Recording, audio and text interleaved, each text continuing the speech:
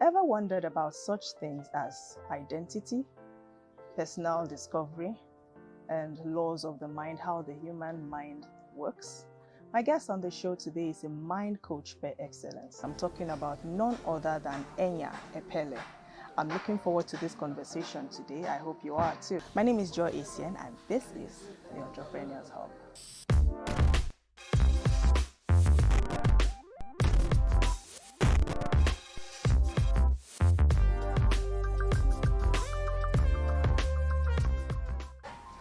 You're welcome, Ma, to the show. Thank you so much for coming over today. Always a pleasure. I would like to ask, I've heard you say this repeatedly, why is it important for one to know himself? And how does one go about knowing himself? Okay, I'm a mind coach.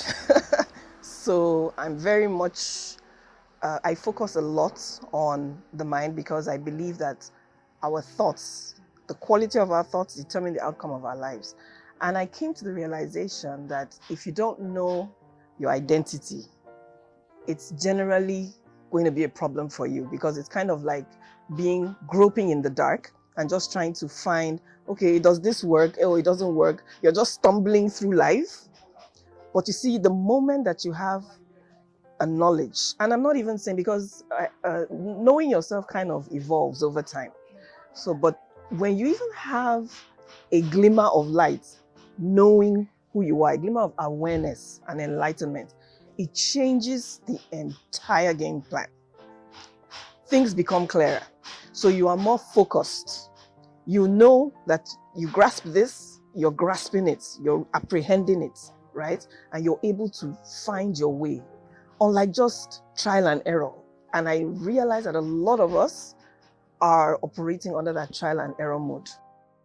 Over a period of years, psychologists have studied, and then they came up with personality tests, right?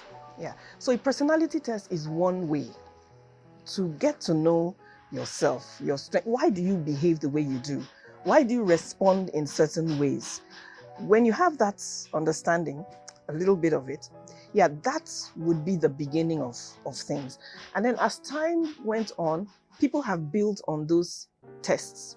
So there's a personality test which I currently use that has your 5 mental states, because each and every one of us have 5 mental states. You have the very good state, you have the good state, you have the average state, below average, and destructive. A lot of people are operating within that average state.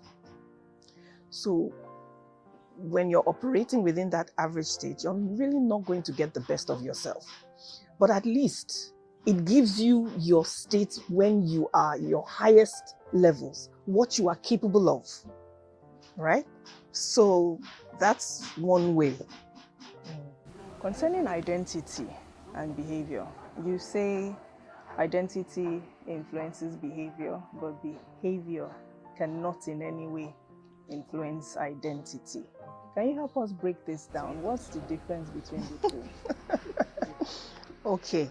A lot of us judge a person based on what they do. There's a difference between what you do and who you are.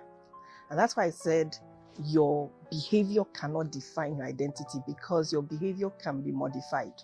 You can change it.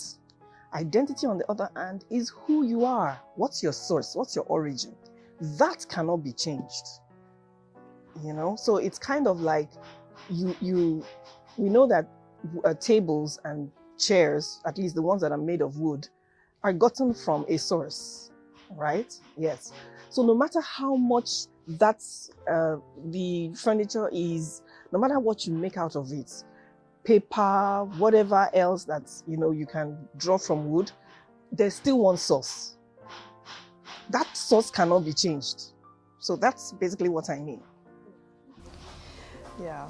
So according to you, emotions are like a knock on the door, and you decide whether to let whoever is knocking in or not. I believe emotions has its place. What's the best way to deal with emotions? Okay. every emotion is valid. There's really there's nothing, you can't say, that's why we say an emotion is either negatively biased or positively biased, because every emotion is valid, right? A lot of people don't realize that emotions can be controlled, right? It's like a very powerful car, like a very powerful engine, right? Someone is driving it. So, the person has the full power to brake when he has to accelerate when he has to. It's all within his power and his control. But a lot of people don't know that, so they are driven by their emotions. So when you understand that an emotion comes, it's like if someone comes and knocks on your door and you open the door. Hi, I don't want to see you, right?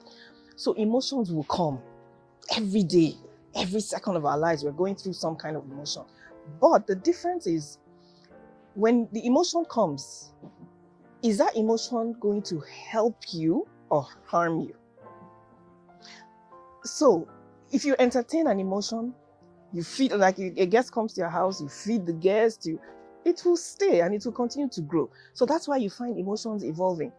Fear could generate into anxiety, could generate into anger, so it's because you're not doing anything to handle it, to keep it in check. Yeah, so people need to realize that our emotions are okay. It's okay to feel what you feel. Just don't wallow in it. Don't allow it overtake you, but rather find ways to channel it appropriately to give you a better result.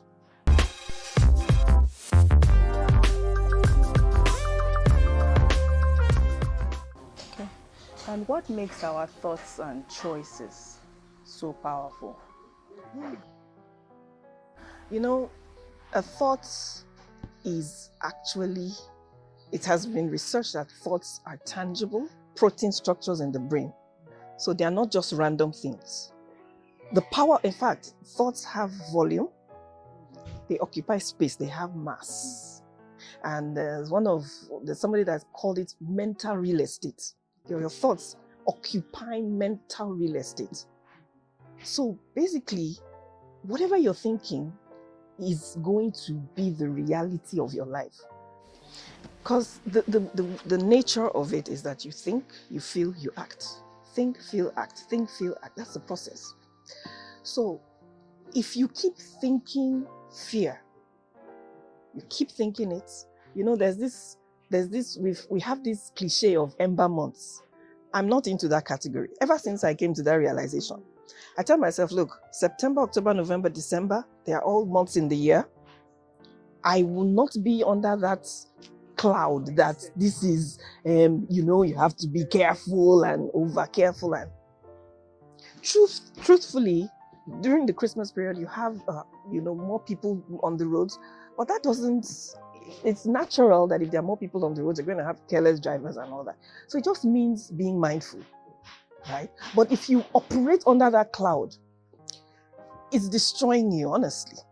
It's a very, very popular saying, or your life moves in the direction of your most predominant thoughts. Of course, your thoughts affect your choices. There's nothing like an insignificant choice. No choice is too small. Every choice over a period of time accumulates and will give you the outcome. So it's not magic. If you don't like the way your life is, check your thoughts. If someone comes to you and tells you they are not satisfied with the quality of life that they're living, what do you say to them? How do you guide them through this? First of all, I'll still go back to the subject of identity, who you are. Because most of us are groping in the dark, really, and are not living mediocre lives, truly because we don't know who we are. Because when you do, when your eyes are open to who you are, you see the power that you carry, it will help you in the kind of choices you make, it will help you in the kind of decisions you make. It's all intertwined, it's all interrelated. So if someone comes and says, I don't like the quality of my life, I say, come, I have a fantastic journey or program that I can take you through. And I'm telling you, by the time you're done with it, you will love being alive. And after discovering oneself, what next? You know, I came to realize for a long time I wasn't happy with my life. In fact, I came on this journey because I found out that I was an angry person. I was aware that I was angry. Now I had a choice to be aware and not do anything about it. But I was aware and did something about it. And that's how I found myself on this path. There's just something about discovering yourself that opens doors that you could never have found if you didn't. So you see, as I began to, discover, okay, so you're angry, you're an angry person. So what are you going to do about it? I went for an anger management intervention. Along that course, I found life coaching. I went into life coaching. It was in the process of life coaching. So it's just like one door just opening after the other for you. So that's why I'm saying you'll never get like to 100% knowledge, right? But as you discover layer by layer, it's like a journey, and it begins to attract what you need, the people you need, the subject matter you need, whatever it is you need. You find yourself, aligning that path. Yeah, that's what happens.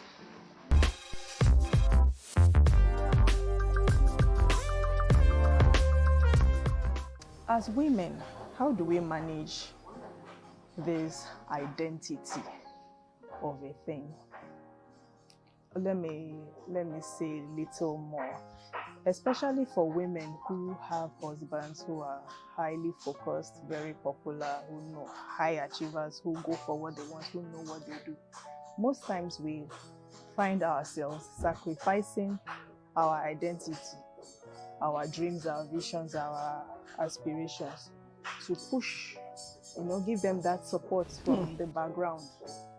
How are women supposed to handle these things? You can be supportive and you can still hold down your own. Okay, let me use myself. My husband is very out there and I'm not. And prior to now, I had dreams, and then I got married and somehow everything just, put everything aside. But I remember a friend of mine sent me a video, and I still have it on my phone, about a very popular actress, an American actress, who came out. She won an award, so she came out to give a speech. And she said her mom is like 80-something years old. And that her mom keeps saying that she felt she gave everything she had to her children, to her spouse, and she just feels like, what's in it? What do I have left? And she was encouraging women, like, don't allow yourself get to that place where you feel like you've given to everyone else and you don't have nothing left for yourself. So in my case, it took the discomfort, because I knew that there was something. I wasn't satisfied with life. There was something. I mean, if on a scale of 1 to 10, I would put myself at a 2. I hated my life. That's just the truth. But you see, the very pain that I was in was actually the answer to my issues. Because if I could have sat there and been content, just living that kind of drab life, but for some reason, I just knew that there was more to life. And that was how I was able to, take that anger that I was feeling and say, what can I, because if I continue like this, it's going to affect my child, it's going to affect my marriage, it's going to affect everything. So I think women these days, we have quite a lot of the coaching business right now is there to help people come unstuck. Yeah, because there's something God has deposited in every one of us that needs to be expressed, and we have to find a way. But what are the laws that govern the mind? Okay, first and foremost, I would say the way you think. What you think is what you're going to get. That is like a mathematical formula. Like, without a formula for maths, you're not going to get to the solution. So what you think is what you are. So it's very important that we learn to think about what we're thinking about, if that makes sense. Think about what you're thinking about. Like, research has it that we're bombarded with about 70,000 thoughts per day. That's just an estimation, right? And about 70% of those thoughts are recycled. So which means that there are thoughts that you have thought over and over and over and over and over again, over a period of time, right? So if you're not aware of the pattern of your thoughts, if you're not aware of it, you're just going to flow in accordance to it, right? So it's important that you know that your thoughts, what you're thinking about, is going to churn out. That's what is, life is going to churn out to you. You have the power of imagination, and that's an unlimited capacity that we have as human beings. You have limitless capacity to be and to do. Limitless, right? Many of us are not using our imaginations in a way that builds us up, So we should learn to dream. Like, I'm not talking about just dreams, I'm talking about intentional dreaming. That's you kind of exercising your mental powers, So those are just a few. There are quite a lot of laws. I'm still studying them, right? But I'm beginning to find out that just as there are laws all over the world, you have the law of gravity, you have the law of thermodynamics, we have the laws of the mind. So when you're able to kind of uncover them, it kind of helps you in, it makes life less foggy. That's the word I can say. Wow, it's been so much and very, very impactful conversation. Thank you so much for being on the show today and sharing. It's so nice having you here on the show. Well, this is where we'll be pulling the curtain on today's episode of The Entrepreneur's Hub. Remember to like, subscribe, and turn on the notifications to keep getting more of these videos, especially as soon as they drop. My name is Joy Asian, and remember, it's a nice day, so make it count. Bye-bye.